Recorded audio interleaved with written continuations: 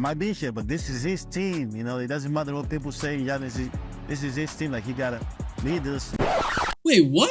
It's Dame's team. This one statement confused nearly everyone, broke what we thought of Giannis, and might just ruin the Bucks in the future. Let me explain. Giannis has been on the Bucks for 10 years. Did you forget that you're the two-time MVP? Did you forget that you're the NBA champ and Finals MVP? The Bucks are great, the favorites to win it all. You have Damian Lillard and Giannis, two stars that seemingly complement each other perfectly. Minutes as much as you can. And like most people, I think they have the potential to be great. But what we've seen so far has been Their record is good, but if you look at the games, they barely beat the Sixers, barely beat the Pistons, Knicks, and Nets. That defense is looking sus. It's like, what the hell? Easily could have been sub 500 right now, but it's early in the season. There's time. Yeah, Giannis is already frustrated 7 games into the season. And at the current moment, lineups with both Giannis and Dame are a net negative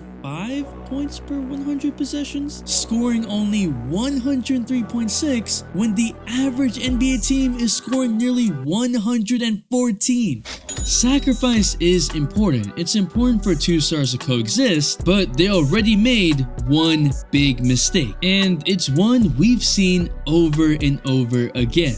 So I'm gonna go through the 3 key pieces on how this could ruin their chances and why there needs to be a change, because this mentality, it means they're doomed.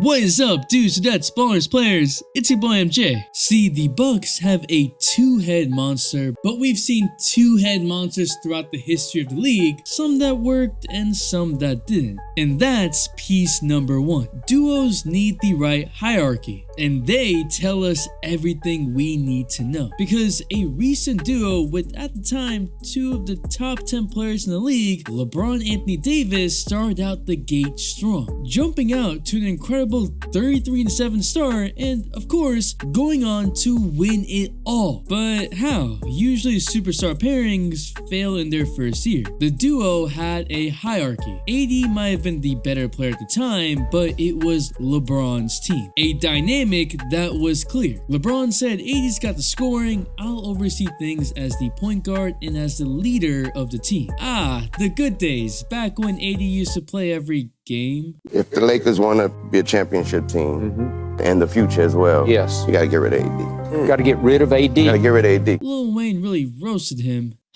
That's also why during key moments, there wasn't a disconnect, which is the flip side to what Giannis said. Giannis needs to be the leader and dictator of things while allowing Dame to cook in his spots and play the role of the primary scorer. But figuring that out doesn't always happen in their first year, because sometimes it takes making the mistake to realize what was wrong, even to the point of losing a finals. Over a decade ago in Miami, LeBron and Bosh joined Dwayne Wade. The Heat organization was Wade County. Wade was the champ, but LeBron was clearly the better player at the time. And Bron tried to defer to Wade in the closing moments and relied on Wade to be the guy. But after losing in the 2011 finals and LeBron getting locked up by Jason Terry and JJ Barea, it's a joke, kinda, they realized they need a change. LeBron and D-Wade's private conversations about establishing a hierarchy allowed the Heat to reach their full potential. It had to be bigger than me,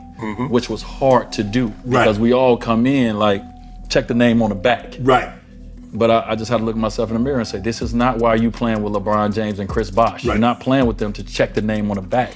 You playing with them to check the rings on your finger. D-Wade told Bron, hey, this is your team, I'll lead, but you run the offense. Get your touches, pick your spots, and bring us home. And he did. 66 wins and a title in the next season. Without the correct plan in mind, a dream duo can not only fail, they can be the reason for underwhelming results. Like Westbrook and Harden pairing up, you paired the NBA's top 2 usage rate leaders of the past 5 seasons. Individually, they were MVP candidates, but together, they didn't know what style of basketball to play. Don't forget the super talented duo in OKC, KD and Russ. Many deep playoff runs, a finals trip, but they just couldn't get over the hump because it always came down to not knowing how to play off each other in the game's biggest moments. KD left even as the better player he was because somehow Russ was ending up taking more shots than the scoring leader. In almost all these examples, the player who was on the team originally was whose team it still remained, only given away if the other new star was just better. The leader would be the NBA champ or the guy with the most experience. If the roles weren't defined or the wrong roles were given, it was a disaster. So Giannis, as a multiple-time MVP and the NBA champ, saying that Dame, although talented, never reached the finals, is the leader? It don't make sense. And I think Giannis is being honest in this clip. He believes it's Dame's team, but by the logic he's given, before Dame got there, it would be Chris Middleton's team since he was the perimeter shot creator. And all those times Kendrick Perkins said that Giannis was Robin to Middleton's Batman. Giannis is the Robin. Like, that's a bad thing. Robin is still a superhero. He's just not Batman. Even when Giannis was dropping 50 and 14 in the finals, making game-winning blocks, rallying his team in huddles, is Giannis saying that Perkins was right? When it matters the most, Chris Middleton always comes up. He's the Batman.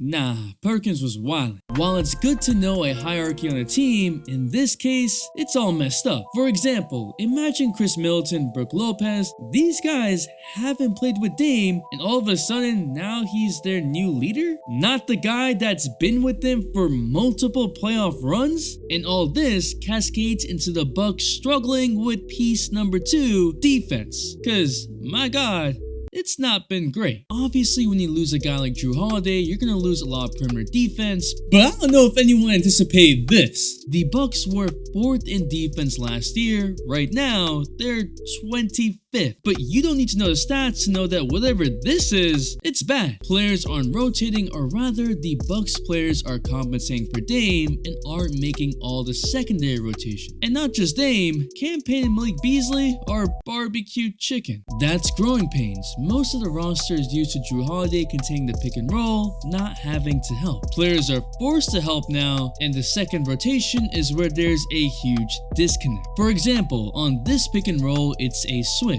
but Dame is late on the roll, and now Giannis is forced to step up and cover that role, which leaves Siakam wide open, and Dame recovers to nowhere. Giannis is having to play more up, meaning the paint is more open, and they aren't even consistent with their own defensive coverage. Switch, fight over, help, they don't even know. And the worst part, where's the effort? Brook Lopez doesn't know where to be. We used to clown him for being in drop coverage, but he literally finished 2nd in Defensive Player of the Year voting last year. The Bucks forced players into shooting the most mid-ranges last year, and Brook was a huge part of that. A defensive quarterback always talking, directing his teammates, and then we have this year. Nothing. The Bucks have a worse defensive field goal percentage than the Rockets. The freaking Rockets! Dylan Brooks putting in work, huh? Yes, sir! And I'm not the only one who noticed. And I think as it relates to the Bucks, I thought the same thing watching that Toronto film. It was bad. Really bad. No structure, no rules, no organization, everything random.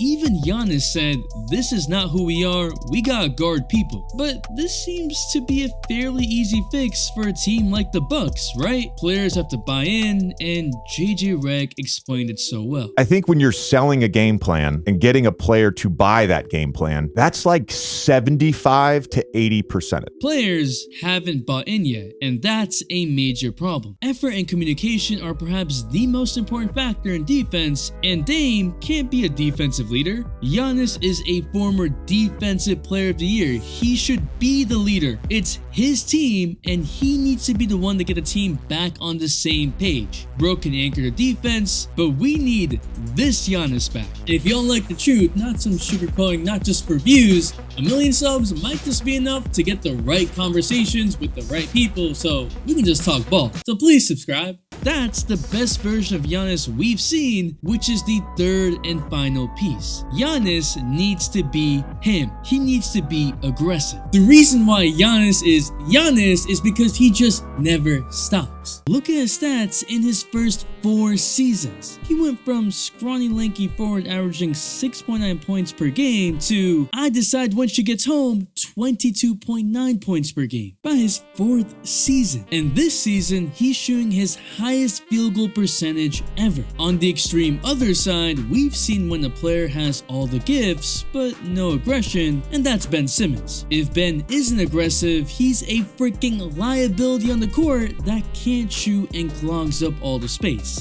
And Ben hasn't been aggressive for years. Look at this dude. But instead of Giannis cowering to his weaknesses, he emphasized his strengths, scoring the most points in the paint since Shaq in a 3-point era. If the offense isn't centered around Giannis, his talent is not only wasted, but his weaknesses become more glaring. We're talking about the most dominant player since Shaq, but with a fire to keep improving and be the best. Of course, depending on matchup, maybe it's better to attack with the perimeter with Dame, but the default should be Giannis. I'm not concerned about the regular season, I'm concerned with how the dynamic will be in the playoffs. If the focus is through Dame and not Giannis. Dame's skill set is more capable of translating to off-ball, it's whether he will find rhythm, and currently he hasn't. He's shooting 39% from the field, averaging 24 points a game. Giannis is capable of being a roller, a threat in the right places, but both him and Dame's strengths haven't really showed at the same time. It's early. The most important thing is that Giannis and Dame seem to get along despite their early struggles, and that means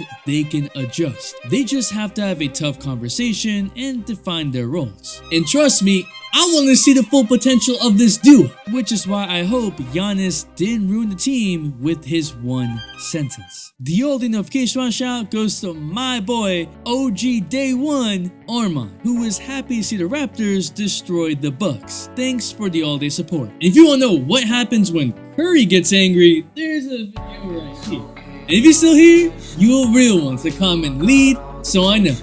It's your boy MJ. We out and we